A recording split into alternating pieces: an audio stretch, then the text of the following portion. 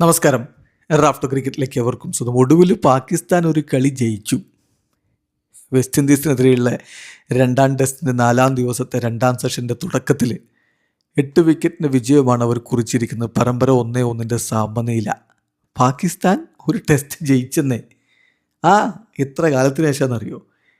8 ടെസ്റ്റുകൾ തോറ്റതിന് ശേഷം നോക്കുക, പാകിസ്ഥാന് വിജയം നേടുകയാണ്. എവേ ടെസ്റ്റുകളിലെ കാര്യമാണ് പറയുന്നത്. എവേ ടെസ്റ്റുകളിൽ 8 ടെസ്റ്റുകൾ തുടർച്ചയായിട്ട് പൊട്ടിയിട്ട് ഒടുവിലൊരു കളി ജയിച്ചിരിക്കുന്നു. 2023 ഓസ്ട്രേലിയക്കെതിരെ പെർത്തിൽ തോൽക്കുന്നു. 2023 മെൽബണിൽ ഓസ്ട്രേലിയക്കെതിരെ തോൽക്കുന്നു. അതേ വർഷം സിഡ്നിയിൽ ഓസ്ട്രേലിയക്കെതിരെ തോൽക്കുന്നു. പിന്നെ സൗത്ത് ആഫ്രിക്കക്കെതിരെ സെഞ്ചുറിയനിൽ 2024, കേപ്പ് ടൗണിൽ 2025 സൗത്ത് ആഫ്രിക്കക്കെതിരെ തോൽക്കുന്നു. 2026 ബംഗ്ലാദേശിനോട് മീർപൂരിൽ തോറ്റു. സിയൽഹറ്റിൽ ബംഗ്ലാദേശിനോട് വീണ്ടും തോറ്റു. പിന്നെ വെസ്റ്റ് ഇൻഡീസിനെതിരെ ഈ പരമ്പരയിൽ ആദ്യ കളിയും പൊട്ടി. അങ്ങനെ തുടർച്ചയായിട്ട് 8 ടെസ്റ്റുകൾ എവേ മത്സരത്തിൽ പൊട്ടിയിട്ടാണ് ഒടുവിലൊരു വിജയത്തിലേക്ക് പാകിസ്ഥാൻ കടന്നു പോകുന്നത്. ഈ കളിയിൽ ഷാൻ മഷൂദ്, അതുപോലെ മുഹമ്മദ് അബ്ബാസ് ഒന്നും ഉണ്ടായില്ല. എന്നിട്ടും അവർക്ക് വിജയിച്ച് കയറാൻ പറ്റി എന്നുള്ളതാണ് അതിൽ ശ്രദ്ധേയമായിട്ടുള്ള കാര്യം. അപ്പോൾ അതിൽ എടുത്തു പറയേണ്ട ഒരു കാര്യം തീർച്ചയായിട്ടും ഷഫീഖിൻ്റെ കാര്യമാണ്. മികച്ച രൂപത്തിലുള്ള പെർഫോമൻസാണ് അബ്ദുള്ള ഷഫീഖ് നടത്തിയത്.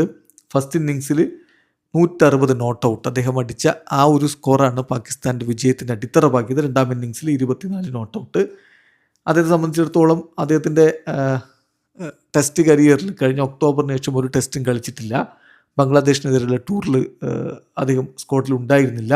പിന്നെ ഈ ഒരു സ്ക്വാഡിലാണെങ്കിലും അദ്ദേഹത്തിന് ഇത്തരത്തിലൊരു അവസരം ലഭിക്കുമെന്ന് പ്രതീക്ഷിച്ചിട്ടില്ല. ഇംഗ്ലണ്ടിനെതിരെയുള്ള അപ്കമിങ് ടെസ്റ്റിന് അധികം ഇല്ല എന്ന കാര്യം ശ്രദ്ധിക്കുക. ഒരിക്കലും നമ്പർ 3 ബാറ്റ് ചെയ്തിട്ടുണ്ടായിരുന്നില്ല.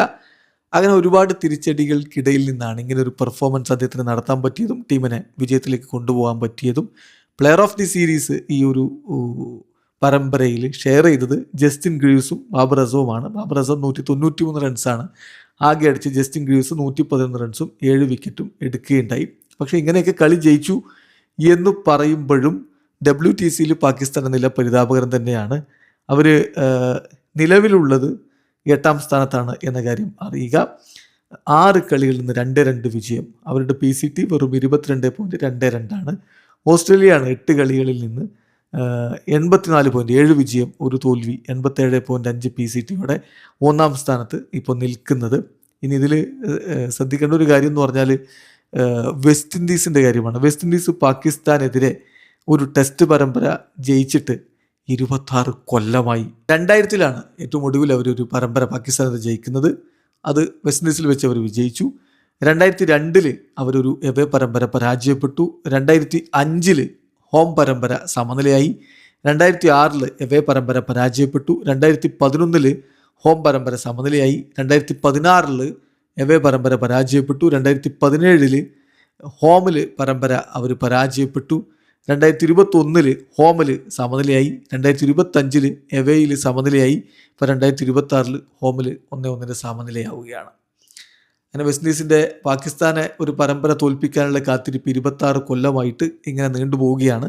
ഈ രണ്ടാം ടെസ്റ്റിൽ ആദ്യം ബാറ്റ് ചെയ്ത വെസ്റ്റ് ഇൻഡീസ് 344 റൺസാണ് അടിച്ചിരുന്നത് ഫസ്റ്റ് ഇന്നിങ്സിൽ. അവർക്ക് വേണ്ടി ഗ്രീവ്സ് 73 ചേസ് 70 റൺസുമാണ് അടിക്കുകയുണ്ടായത്. അതേസമയം പാകിസ്ഥാന് വേണ്ടിയിട്ട് 4 വിക്കറ്റുകളുമായിട്ട് സാജിദ് ഖാൻ മികച്ച രൂപത്തിലുള്ള ബൗളിംഗ് പ്രകടനം നടത്തുകയുണ്ടായി. പാകിസ്ഥാൻ്റെ ആദ്യ ഇന്നിങ്സിൽ അബ്ദുള്ള ഷഫീഖ് 160 റൺസ് അടിച്ച് പുറത്താകുന്നു. ബാബർ അസം 88 റൺസ് അടിച്ചു. സാജിദ് ഖാൻ 30 റൺസ് ബാറ്റ് കൊണ്ടും സംഭാവന ചെയ്തു. ആ സമയം വേഴിക്കാൻ 6 വിക്കറ്റുമായിട്ട് വെസ്റ്റ് ഇൻഡീസിനായിട്ട് മികവ് കാണിച്ചു. പാകിസ്ഥാൻ 387 റൺസാണ് കുറച്ചൊരു ലീഡ് എടുത്തു.